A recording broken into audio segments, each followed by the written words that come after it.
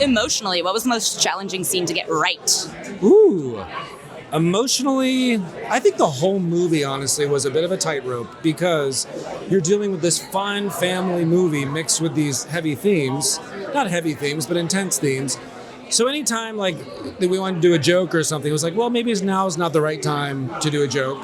Let's wait. Or this is a perfect time. So always walking that line of, like, when can we take the air out of the balloon? Gosh, great question. Yeah, I mean, this is a funny script, and working with Tony Hale, who is the funniest person who's ever lived on this earth, he and Seth, the director, really understood the tones so well, which is actually not in-your-face, broad funny. It's like scenes that we could have played funnier, Tony took more grounded. And so, honestly, it wasn't hard to get it right. It was just following his lead. Does that make sense? He's so fantastic, and I just would follow his lead, and yeah, I'm not saying it wasn't hard because I don't want to make it sound like it was very comfortable and felt right, and I felt like it was just all in the script. You know what I mean? What changed the most from the first version, because I know you've been working on it a while, percolating your brain, to the one we saw on screen? A lot of things. Let me think about that. There used to be like a really cliche character in the second act that doesn't exist, like some old man who lives near the pond, and he's gone. He's gone, and it's great. The tone really changed. It always had a comedy engine to it, but I had a little bit more of an audacious. I had more of a moodier film in mind that had visually a little bit darker, and I made a short film actually as a proof of concept during that stage, and it was more that tone. And I realized watching it, I was like, this is missing the energy that I think it really needs. It needs just by brightening the visuals a little, and it makes everything feel lighter, have a lighter touch, and be more breathable. And it reminded me of my favorite thing about Stephen King is that he goes dark when he needs to go dark, and the rest of the time he has such a light touch. And I'm not comparing myself to Stephen King, and I'm just saying that was kind of the effect that we found by lightening it up. I would love to know what you admire most about your character.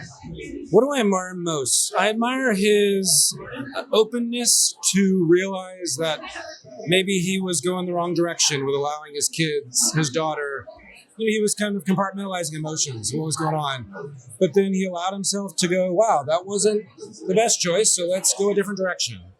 And that's parenting, man. It's a learning curve. We're all taking this day to day, Well, I love how straightforward Liz is.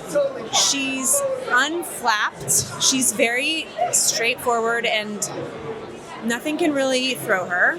She's very loyal and loving, even though she's a little bit of a hard A. What is this? Hard ass?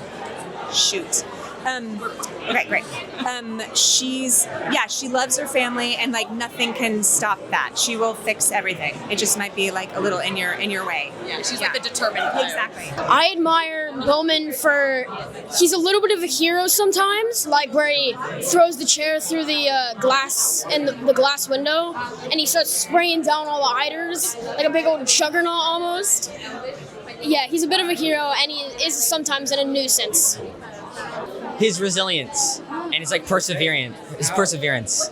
I mean, I have that, but just Jack has more of it, you know? Yeah. How she doesn't care about what anybody thinks. Does voicing a notable emotion help equip you for a film about processing emotions?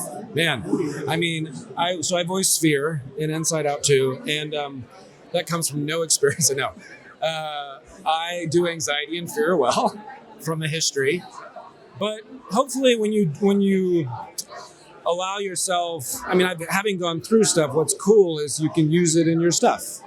And I think that's where you find the honesty and the vulnerability with characters. I mean, like Buster Bluth had a panic anxiety, Gary Walsh, they all. And you always want to find that authentic space. So what was the approach to balancing the sometimes nightmarish nature of the creatures to also having to make them appealing? How did you figure out where the line was? Our goal was always, can we make a monster that's threatening and goofy looking at the same time? And